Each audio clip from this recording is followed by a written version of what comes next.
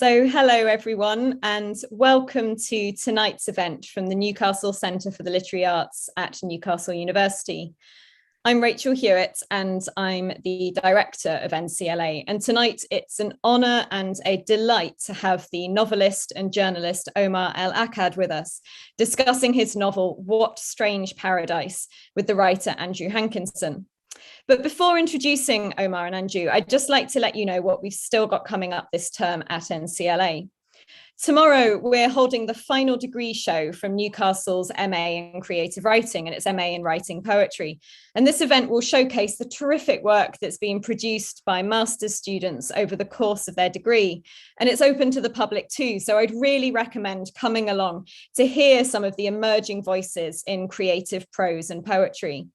That event will take place online from 7 to 8 p.m. tomorrow, and you can register in advance on the NCLA website, which is www.newcastle.ac.uk/NCLA/events. And then our final event of the semester will take place the following week, when the novelist Sarah Moss will be reading from and discussing her novel, The Fell, which was just published this week and described by Waterstones as a blazing novel of the state of the nation during the pandemic. Sarah's going to be talking to me about The Fell on Wednesday, the 8th of December at 6:30 p.m. And like all of NCLA's events, this is completely free of charge and online and open to all. And again, you can register online at www.newcastle.ac.uk/NCLA/events.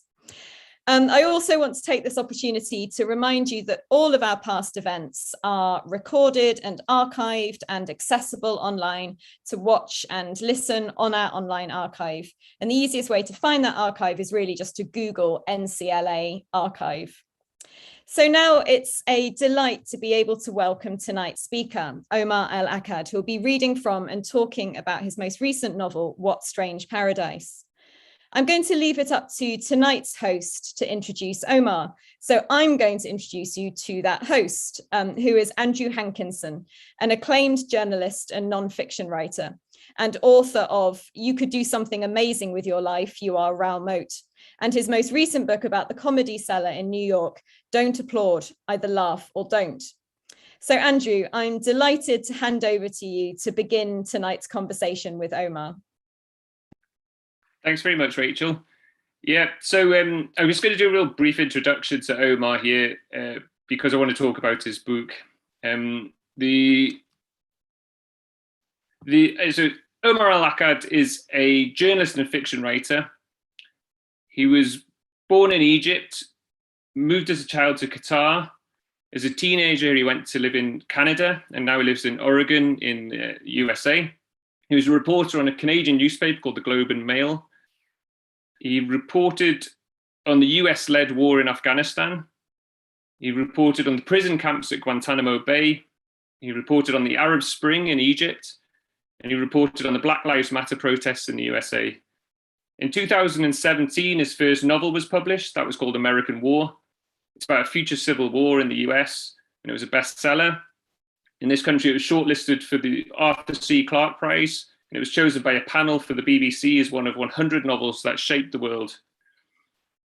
This year's second book came out. It's also a novel titled What Strange Paradise, and it's about a little boy who's a Syrian boy trying to cross the Mediterranean when his boat capsizes. It won the Canada's Giller Prize. Congratulations, Omar.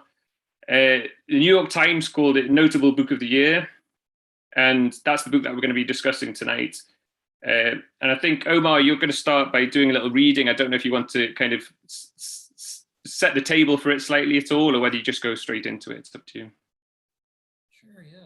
First of all, thank you so much for doing this. I really, really appreciate it. And apologies to everyone watching for the very moody lighting that I've got going on here. There's a particular brand of American hotel room that has an inverse correlation between size of room and number of lighting fixtures. So I'm in this incredibly spacious room with one lamp that I've got set up directly behind the laptop, which is giving me this very ominous glow. So thank you in advance for putting up with that. As no less an authority than the New York Times once said, the plots of my books are very convoluted. And so I generally tend to read from the very beginning. All you really need to know is that What Strange Paradise is a kind of repurposed fable. I took the story of Peter Pan and repurposed it as the story of a contemporary child refugee. And this is from the very beginning. The child lies on the shore. All around him, the beach is littered with the wreckage of the boat and the wreckage of its passengers. Shards of decking, knapsacks cleaved and gutted, bodies frozen in unnatural contortion. Dispossessed of nightfall's temporary burial, the dead ferment indecency. There's too much of spring in the day, too much light. Face down with his arms outstretched, the child appears from a distance as though playing at flight. And so too in the bodies that surround him, though distended with seawater and hardening, there flicker the remnants of some silent levitation, a severance from the laws of being. The sea is tranquil now, the storm is past. The island, despite the debris, is calm. A pair of plump, orange-necked birds, stragglers from a northbound flock, take rest on the lamppost from which hangs one end of a police cordon. In the breaks between the wailing of the sirens and the murmur of the onlookers, they can be heard singing. The species is not unique to the island, nor the island to the species, but the birds, when they stop here, change the pitch of their songs. The call is an octave higher, a sharp, throat-scraping thing. In time, a crowd gathers near the site of the shipwreck, tourists and locals alike. People watch. The eldest of them, an arthritic fisherman driven in recent years by plummeting cherub fish stocks to kitchen work at a nearby resort, says that it's never been like this before on the island. Other locals nod, because even though the history of this place is that of violent endings, of galleys flipped over the axis of their oars and fishing skiffs tangled in their own netting, and once during the war, an empty Higgins lander sheared to ribbons by shrapnel, the old man is still in his own way right. These are foreign dead. No one can remember exactly when they first started washing up along the eastern coast, but in the last year it has happened with such frequency that many of the nations on whose tourists the island's economy depends have issued travel advisories. The hotels and resorts, in turn, have offered discounts. Between them, the Coast Guard and the morgue keep a partial count of the dead, and as of this morning, it stands at 1,026, but this number is as much an abstraction as the dead themselves are to the people who live here, to whom all the shipwrecks of the previous year are a single shipwreck, all the bodies a single body. 3 officers from the municipal police force pull a long strip of caution tape along the breadth of the walkway that leads from the road to the beach. Another 3 wrestle with large sheets of blue boat cover canvas, trying to build a curtain between the dead and their audience. In this way, the destruction takes on an air of queer unreality, a stage play bled of movement, a fairy tale upturned. The officers, all of them young and impatient, manage to tether the fabric to a couple of lampposts, from which the orange-necked birds whistle and flee. But even stretched to near tearing, the canvas does little to hide the dead from view. Some of the onlookers shuffle awkwardly to the far end of the parking lot, where there's still an acute line of sight between the draping and 4 television news trucks. Others climb on top of parked cars and sweep their cameras across the width of the beach, some with their backs to the carnage, their own faces occupying the center of the recording. The dead become the property of the living. Oriented as they are, many of the shipwrecked bodies appear to have been spat up landward by the sea, or of their own volition to have walked out from its depths and then collapsed a few feet later, except the child. Relative to the others, he is inverted, his head closest to the lapping waves, his feet nestled into the warmer, lighter sand that remains dry even at highest tide. He is small, but somewhere along the length of his body marks the sea's farthest reach. A wave brushes gently against the child's hair. He opens his eyes. Wow. I wish we were live so we could all applaud. That's absolutely amazing. Thank you, that's generous. And of course, we all have these images in our head when you're writing that. in which the child doesn't open their eye, and that's why it's such a powerful opening. I wondered if you could start, fairly logically, what provoked you to write this book? Sure, yeah. I mean, one of the really unearned privileges of being a guy who makes stuff up for a living is that you get to come up with these very clean Genesis stories after the fact. This happened, and then I wrote a book. And of course, it's much messier than that, as you well know. The closest I have to a Genesis moment was in 2012. I was still working as a journalist for the Globe and Mail, which is the national paper up in Canada. And I was in Egypt covering the aftermath of the Arab Spring. I was born in Egypt. All my extended family's from Egypt. I left when I was 5. My father had to get out of the country. But I was back and I was driving around with an old high school buddy who I'd met in Qatar and was also Egyptian. And we had the same sort of, immigrant syndrome where we're all over the place. But so we're driving around downtown Cairo and he was complaining about the rent, rent's too high, rent's too high. And at one point I said, well, what's the rent for, an apartment in your building, for example? And he said, well, do you mean the locals price or do you mean the Syrians price? I said, what the hell's the Syrians price? He said, well, we've had these people come down here and they don't have any other choice. You can charge them 3 times as much. I mean, what are they going to do? Go somewhere else? And it was an introduction to something that I don't think is exclusively Egyptian by any stretch of the imagination, which is not only the sort of casualness and relative simplicity with which you could exploit the most vulnerable demographic in a society, but the necessity of it. The idea that it wasn't just something people were doing for fun. There were people who are slightly above this demographic on the scale of vulnerability who got by exploiting these folks. And the sort of pyramid scheme nature of that cruelty was the first time that I started thinking about the things that over the next few years would congeal into the book that What Strange Paradise became. And now I guess, I ask what provoked the book, and that would surprise people because they would immediately think of Alan Kurdi, the 3-year-old Syrian boy who was washed up on the beach, Yeah, I mean, these images that came along over the years that I was putting the book together are seared into my head. And of course, Alan Kurdi's picture is one of them. The other one in this part of the planet, in the US, there's an image of a man and his daughter who were trying to cross, I believe it was the Rios. They're trying to cross a river to get into the US and had drowned. And there was this picture that came out. And one of the things about both of these photos, and the thing that I think is built into the marrow of the novel more than any other aspect, is, we live in the age of social media and all the rest of it. And these images came wrapped in a bubble of outrage. How could we let this happen? How could we let this happen? And that lasted for about 24 hours. In the case of Alan Kurdi, there was a Canadian connection in Canada. It lasted a little longer, but then eventually everyone moved on to the next thing that we were all supposed to be outraged about. And the book, in terms of its sort of intent or intentional orientation, I suppose, is oriented very much against the privilege of instantaneous forgetting. I wanted to do the opposite of that. I wanted to take these moments that had dissipated and sort of burned away like fog, all of that outrage directed somewhere else, particularly in the Trump years, which, we all had developed this sort of self-protective amnesia because there was a new scandal every day. I wanted to take that and I wanted to do the opposite of it. I wanted to keep the camera on that one moment. And of course, the relationship is entirely fictional. It's not, the boy is a different age, and obviously what happens in the book is entirely different. But I very much wanted to dwell, because these images that are seared into my head are seared alongside just how easy it was for everybody to move on.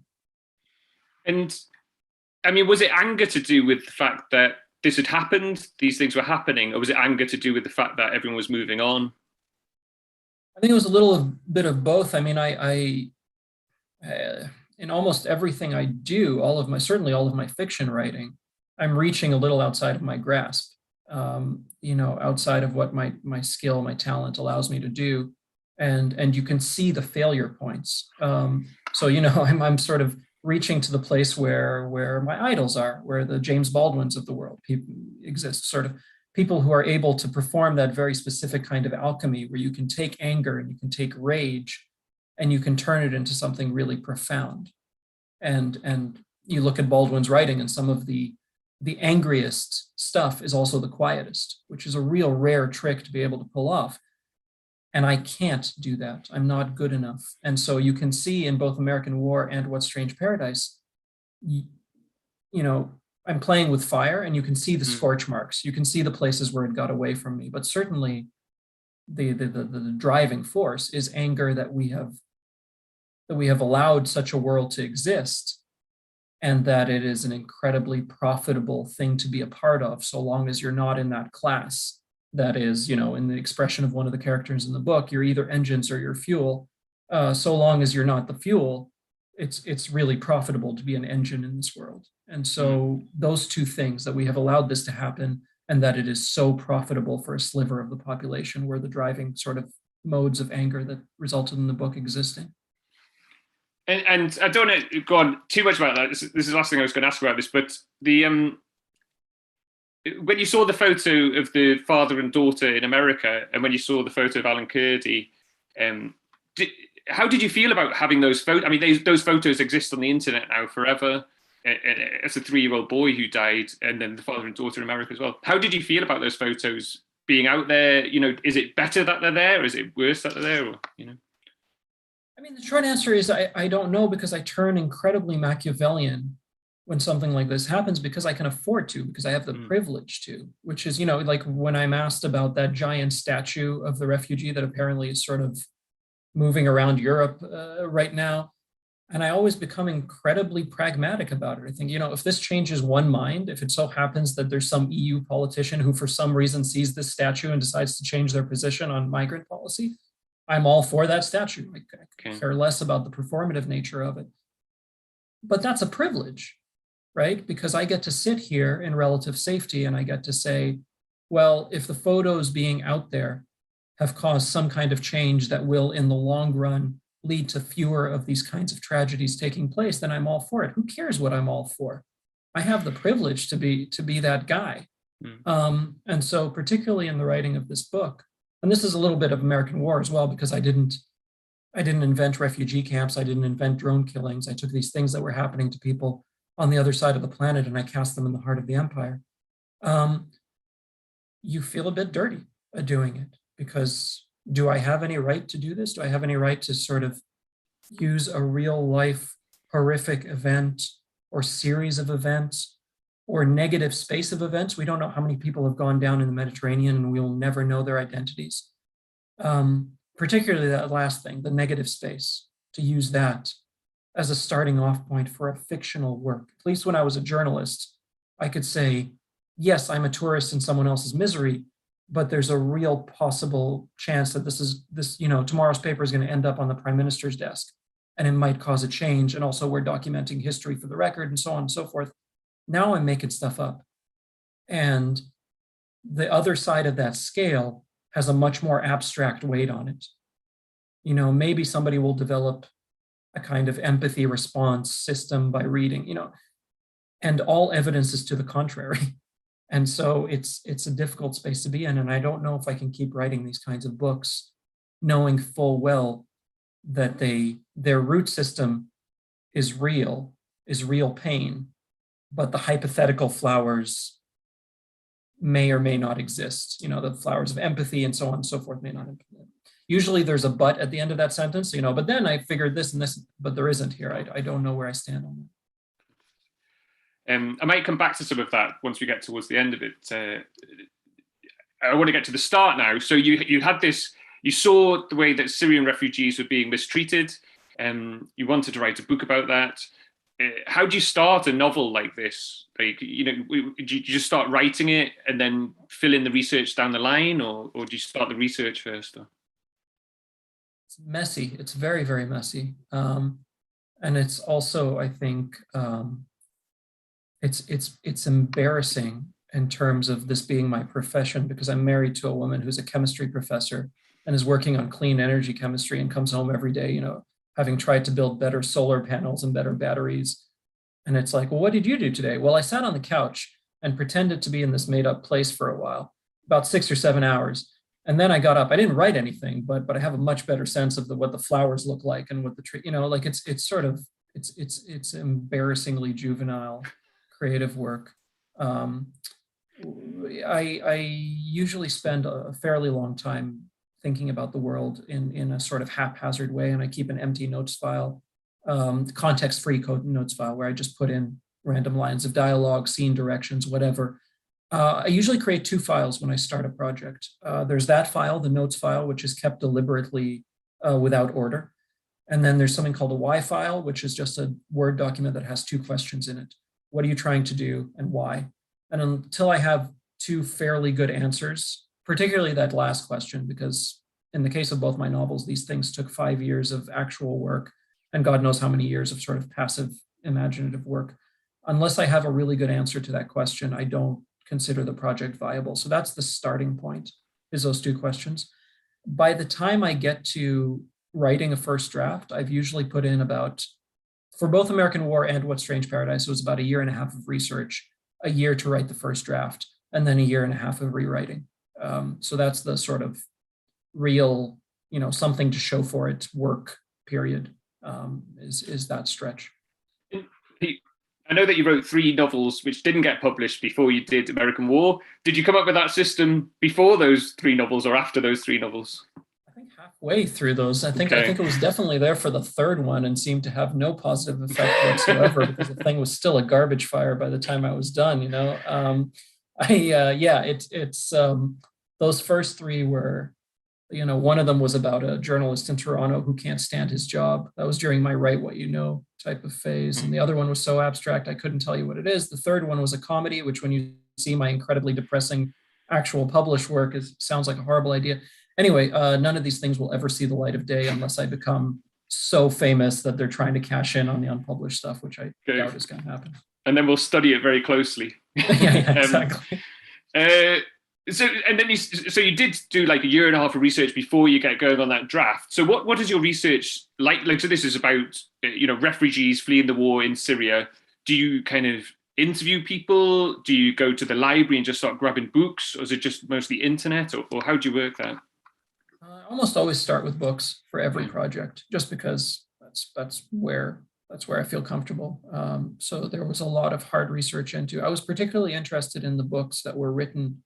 Usually, I try to leave a little bit of time before the moment and the book about the moment. Mm-hmm. So, you're reading about a calamity. I don't necessarily want the first published book about the calamity. I want a little bit of time. But in the case of the Mediterranean crossing, I did want that immediacy at the expense of all of the other things that you get to do when you have some time to sort of marinate in the subject matter. I wanted that immediacy. So I went after some of those books. I went after, because the book is structurally, it steals from a lot of places. It steals from, an occurrence at Owl Creek Bridge, which is a short story that's particularly famous on this side of the ocean. Paradise Lost, the Odyssey, the Book of Nicodemus and the Apocrypha, but mostly it steals from Peter Pan. A lot of the subtext, a lot of the load-bearing beams. So I was reading about J.M. Barrie's life, which was particularly tragic, even though he was the most famous playwright in the world at his peak. So I was reading a lot of his biography and a lot of how Peter Pan came to be as a story, because that's what I wanted to invert. There were some books. The book that influenced this novel the most is a book called The Wandering Jews, which was written about 100 years ago. And it's about Eastern European Jews fleeing horrible persecution on that side of the continent, trying to get to the West, getting to Western Europe, and then finding an entirely different brand of persecution waiting for them. And the details in that book, you could almost take sort of word for word and place them in a contemporary account of being a refugee in Europe, and a lot of it would be pitch perfect. And so the sense of so little having changed deeply influenced the book. Then there was the research I did when I was on my journalism trips back to the Middle East. And then more so than in American War, there's a lot from my own childhood in here, where I'm growing up in Qatar and being around people from different parts of the world, and communicating through hand gestures and a made-up language, and all of that is a lot of that is from my childhood. Okay, and you mentioned Egypt there, or you mentioned your childhood there. If you were going to write this, so Alan Kurdi, his family were going from Turkey to Greece. And that's kind of the journey that people in the UK, particularly, we read more about that journey. You had them going from Egypt to go up to Kos. Why was that? Why did you choose Egypt?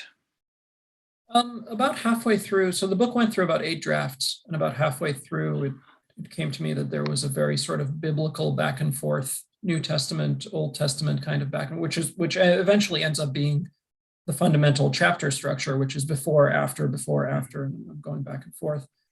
And because I had one half of the book, one half of the chapters were concerned with a miraculous rebirth, and the other half, it seemed fitting to have it be concerned with an exodus from Egypt. And so it fit the structure that way. The other part of it is that I know Alexandria pretty well, and there were things I wanted to say about Egyptianness.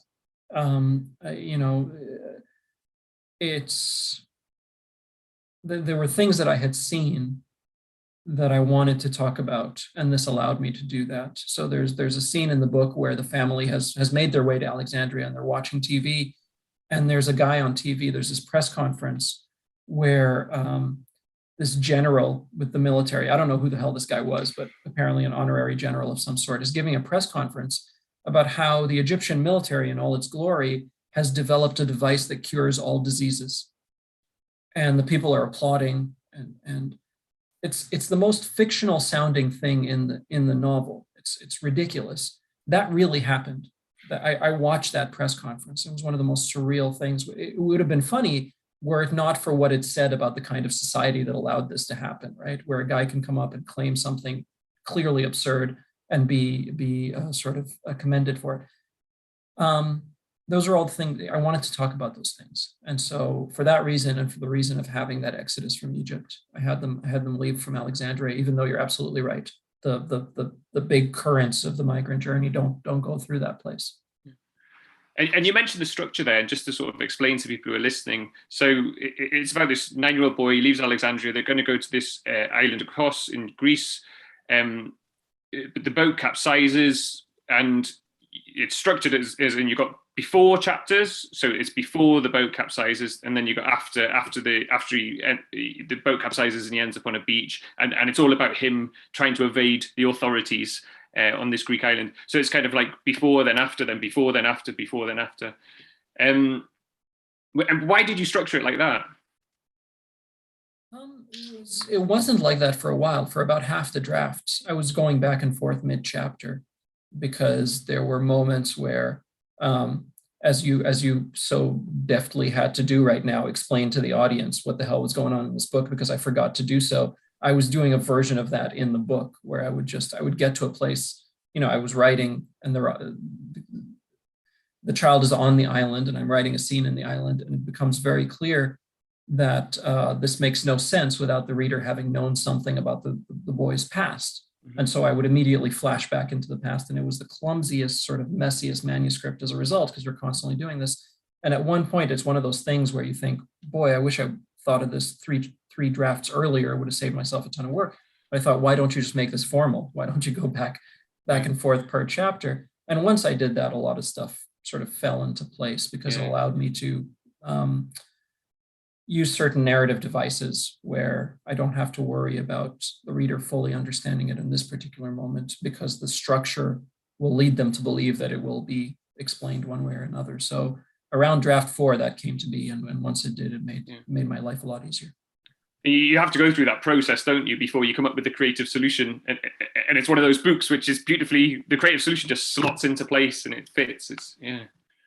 Yeah, and with every I was talking to a friend of mine, Kim, who's a writer. She's a writer based in Quebec, and she was talking about her last book, which is a very short book.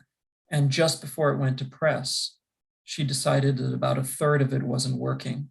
And so she deleted a third of the book when they were already about to go. She deleted so much of the book, they had to change the price. Like, it actually had a different price when it went to... And I was thinking about it because we all have that with, like, whatever you're working. If you're writing something that length, you have those moments. With American War, I decided at one point to write the entirety of the central character's diaries, which was 30,000 words, and put them in. Immediately realized that it didn't work at all. Deleted 30,000 words. With this, I had monologues from the people on the migrant ship, from every character, every central character. Another 30,000 words. As soon as I put them into the text, it didn't work. Delete. These are the real, like, stop the ride, I want to get off kind of moments, right? And if you can just make it to the other side of that, you usually have a book waiting for you. It's never easy. And you mentioned the kind of, so big chunk of the book is on the boat, and you've got these different characters. Some of them are mean, some of them are, ill-intentioned, some of them are innocent and nice and protective and things like this. And I just thought your dialogue in that section was just absolutely amazing.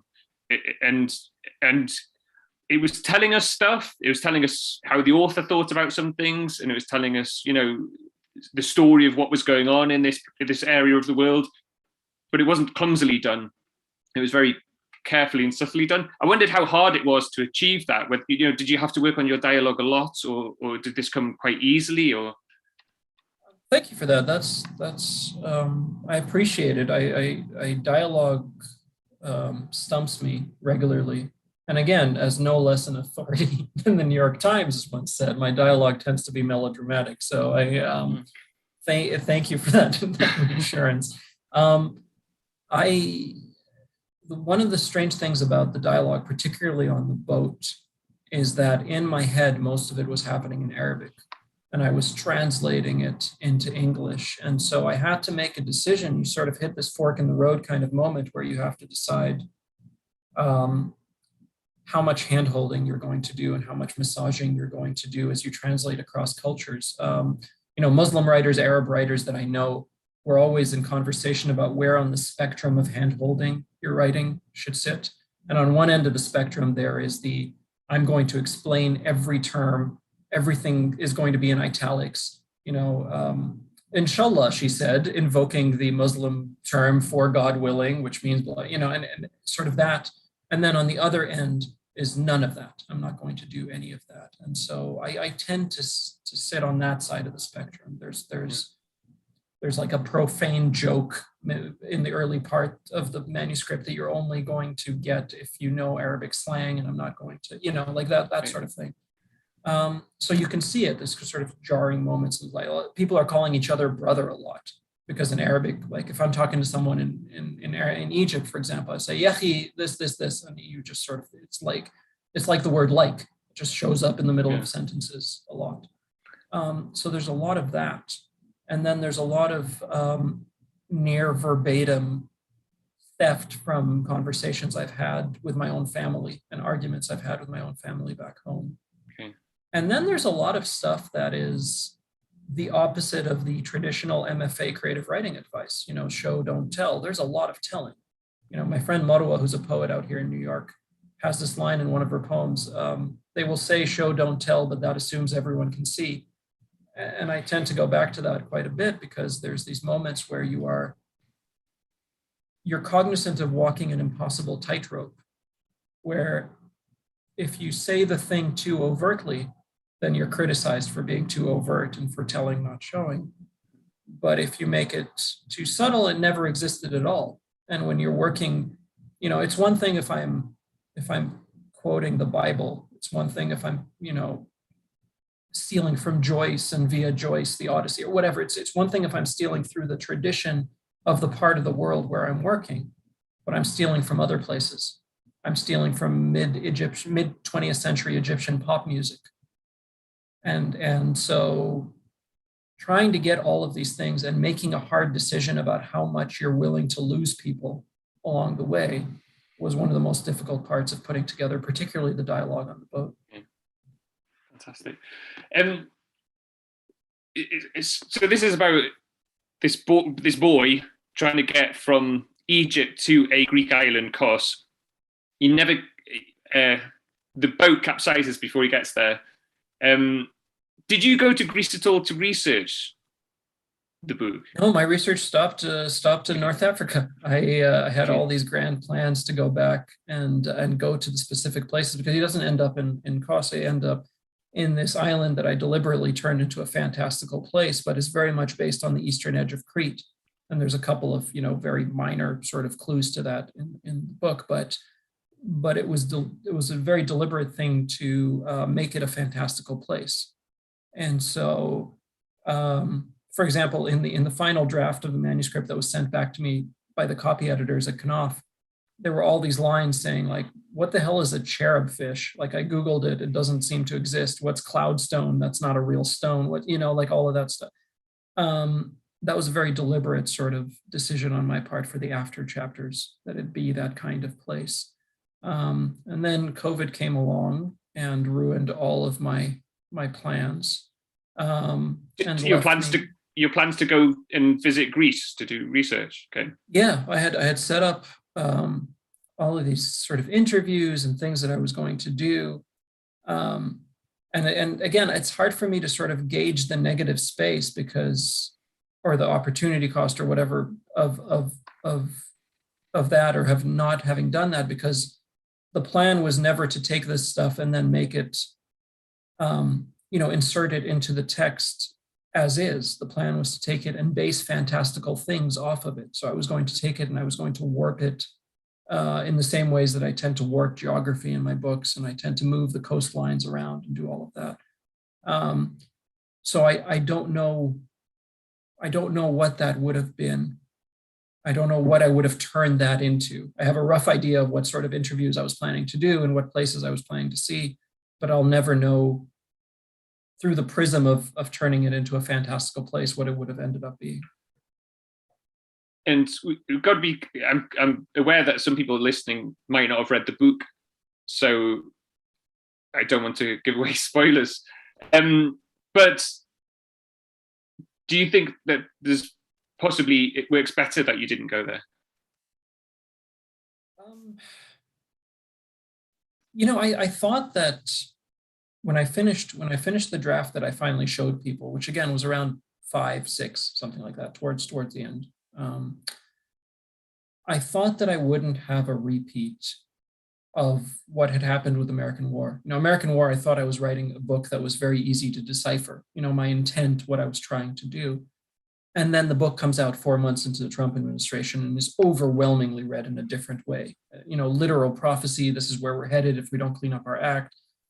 And I thought with this book, because it's so laser focused on a particular thing that I'm trying to do, I thought that wouldn't be the case. And then the first 4 people to read it had 4 entirely different interpretations of what the hell was happening.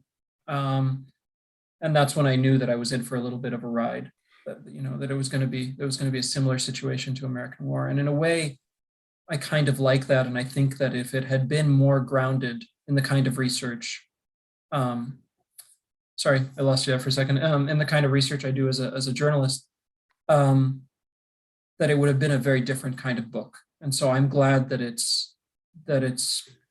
has the possibility now of living many different lives as a result. And I think if I'd gone and done those trips and grounded it more in my journalistic side, that would have narrowed the number of lives that it eventually ended up living. Well, yeah, I'm never certain that I've understood a book properly, but for me, so it's very odd when you're reading it and you're reading about this island and you're thinking, why aren't you telling us the name of this island? Why aren't you telling us more? Why don't I know exactly where this is? And then quite towards the end, you start to get a horrible realization of what might be going on. I think it was my interpretation of it. So I thought it worked fantastically. I thought it worked better that you were creating this flora and fauna and stuff like this. That was it might have been a constraint which you didn't choose, but it kind of benefited the book, I thought. Why did you choose to do fiction though instead of? You're a journalist. You kind of written about all these big events. How come you didn't choose to do this as a non-fiction book? Fiction's been my first home for since I was 5 or 6. I got a short story in the school newsletter in Qatar, and I was hooked. I often go back to this idea that I'm not someone who has a very good answer to the question, where are you from? So I left my home country at 5. I grew up in Qatar. But growing up in Qatar doesn't necessarily make you Qatari. I went to a British high school. I still have nightmares about GCSEs or whatever the hell they call them now. But I have that particular relationship with the UK. I went to Canada at 16. I'm a citizen of Canada and the US.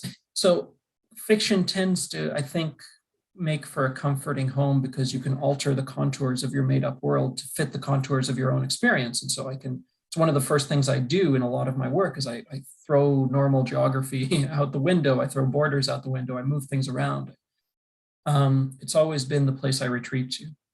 But I also come from a particular sort of social setting where you don't become a writer. That's not something you do with your life. You don't become a painter. You become a lawyer or an engineer, or that sort of thing. And so by the time I came to Canada, when it was time to go to college, I ended up going into university for computer science. My degree's in computer science. I can't program my way out of a paper bag. I never went to class. I know very little about computer science because I spent all my time at the student newspaper because I wanted to write, and that was an outlet for me to write.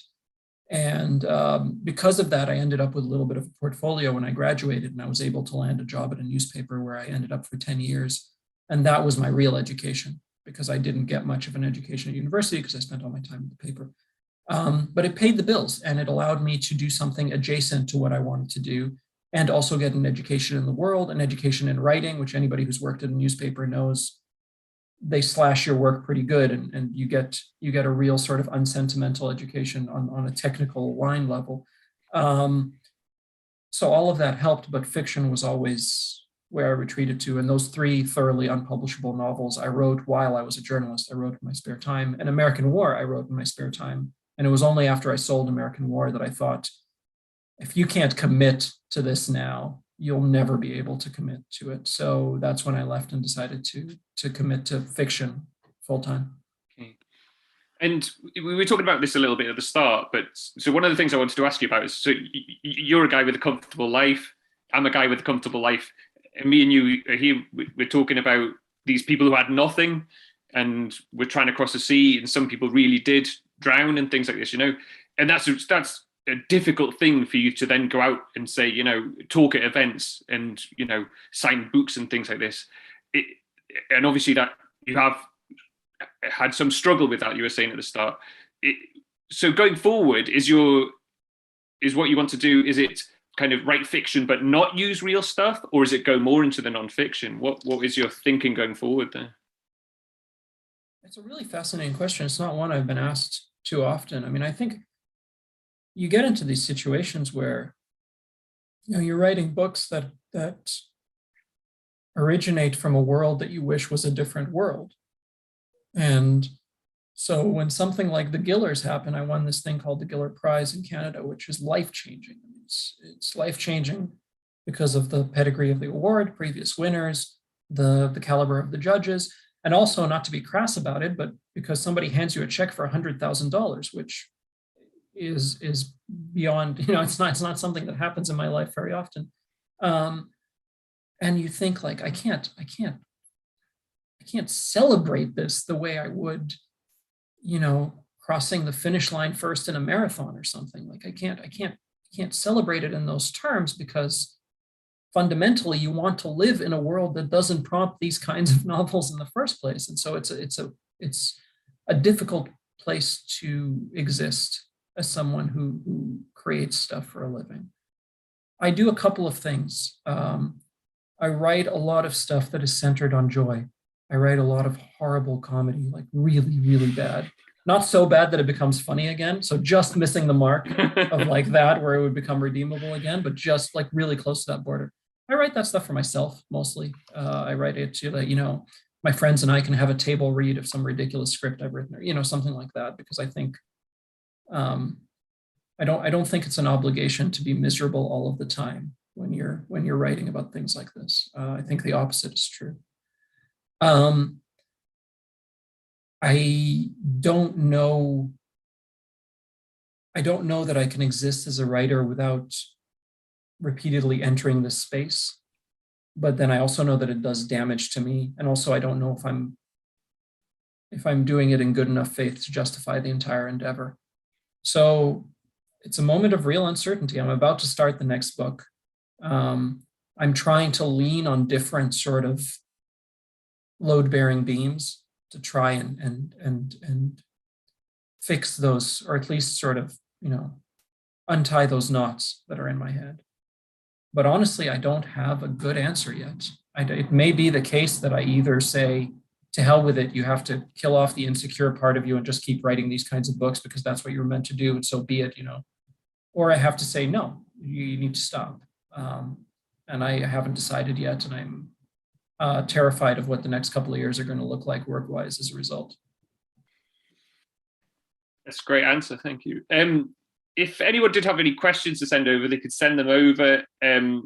You've already answered a couple of the questions that we had, but I was wondering, so I would really like to hear you read chapter 28, if that was all right, Omar, which is, I think, a bit that you have read out before, but I also marked it down. I just thought this is a great moment in the book.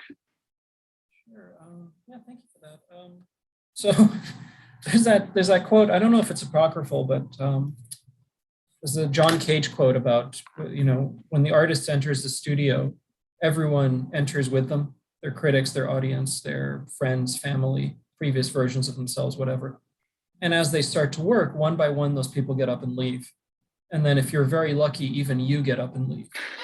And sort of something's happening, but you're not. And I think of that as the place. Whenever I'm writing, particularly novels, something that takes years, I'm trying to get to the place. I have no idea how to get to the place.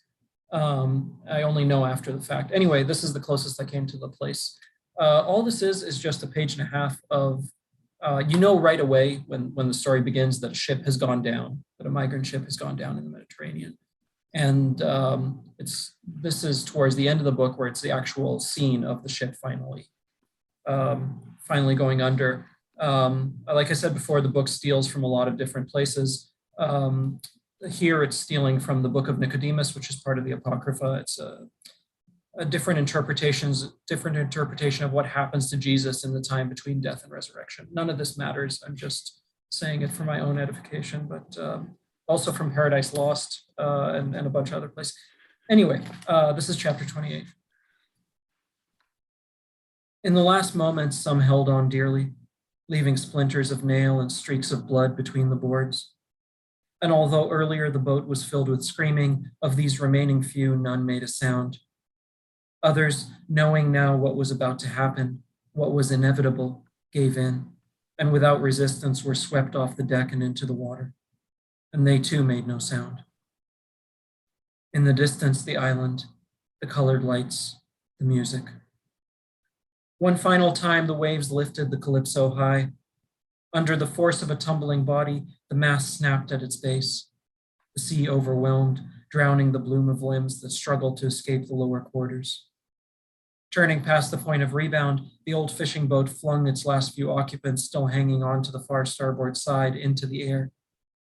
For an instant, the deck became perpendicular to the surface of the water, and then, like a closing eyelid, met it.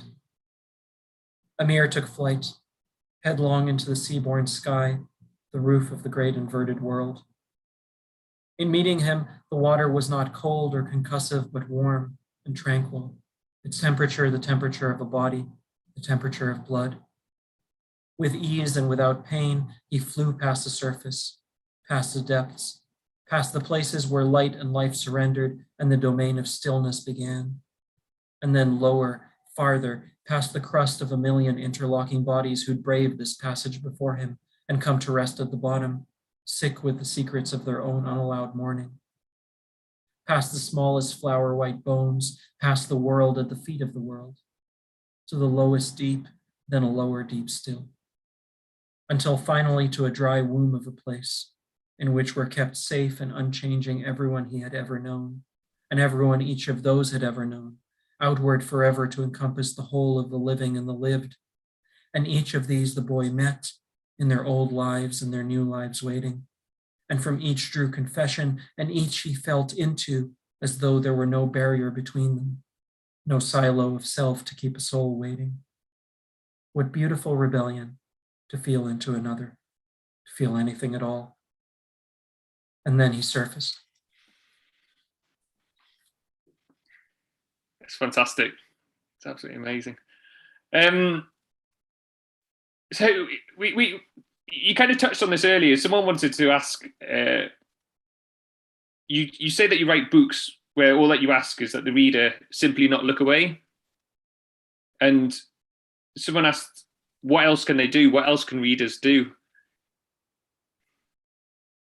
I think there's two answers to that question. Thank you whoever asked that question. I think there's two answers. There's the sort of literary answer and the pragmatic answer.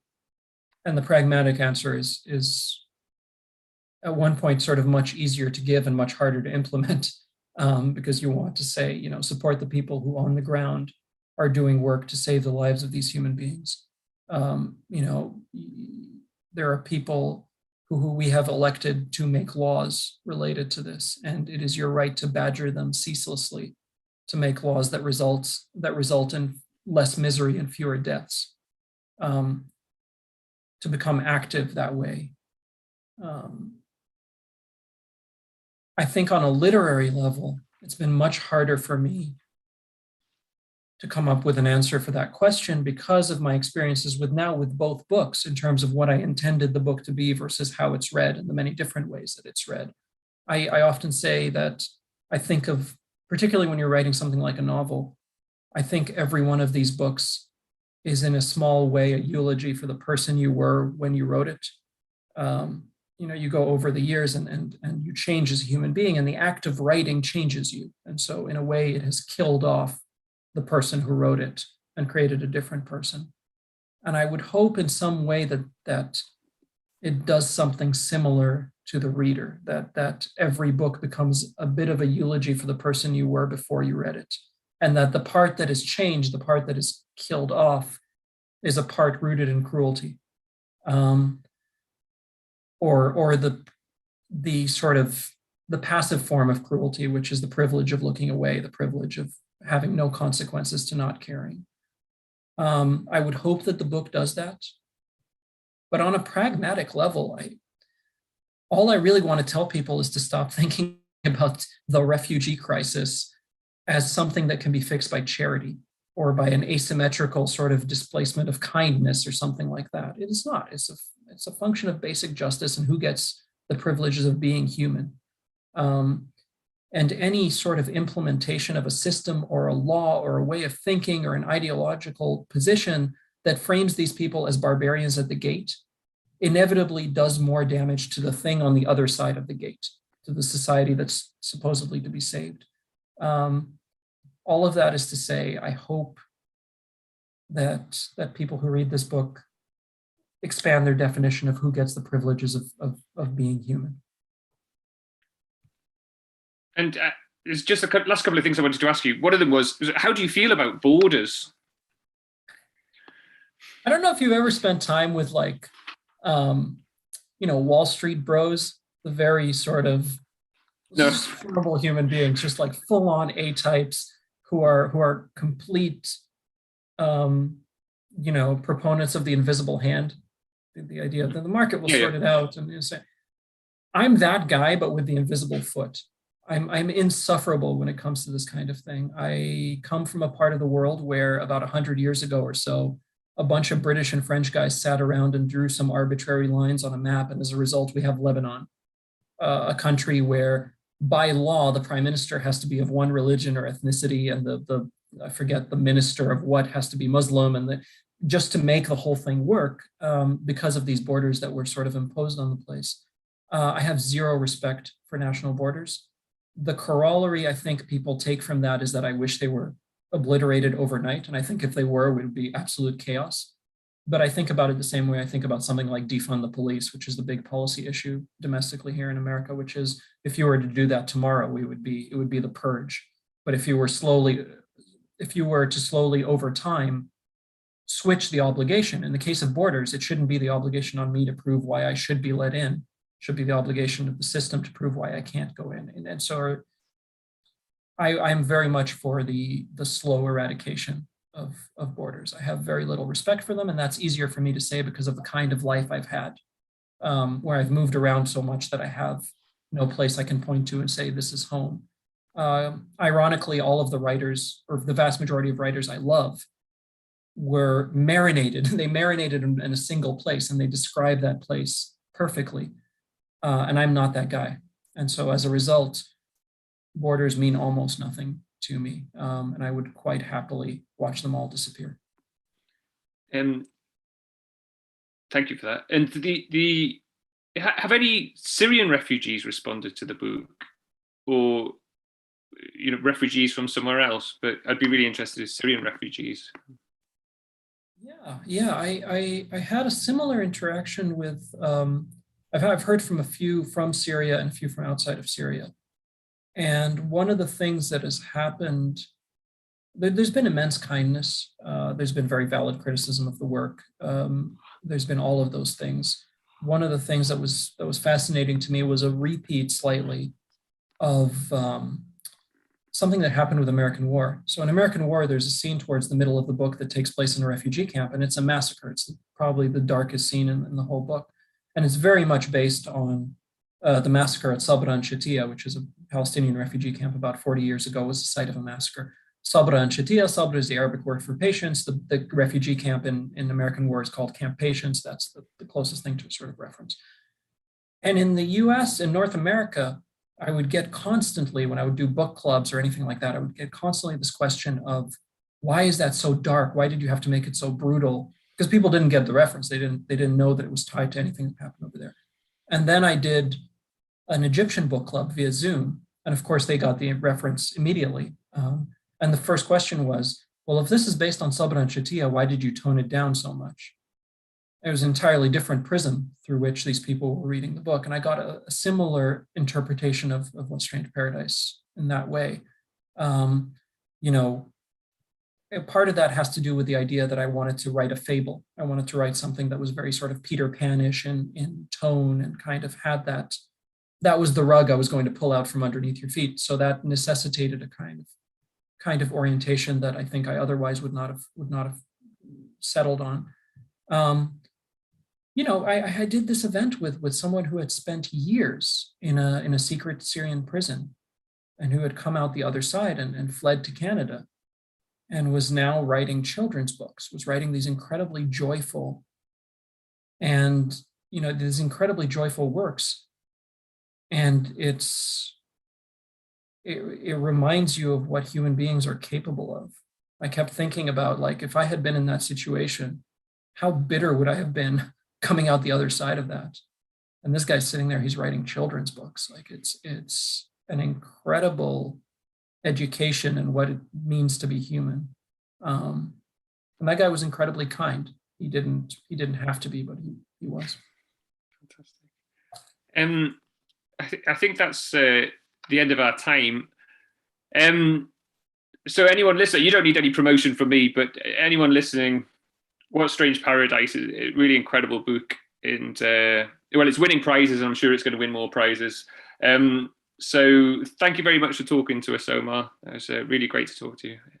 Thank you so much for doing this. I really, really appreciate it. No worries. Thank you.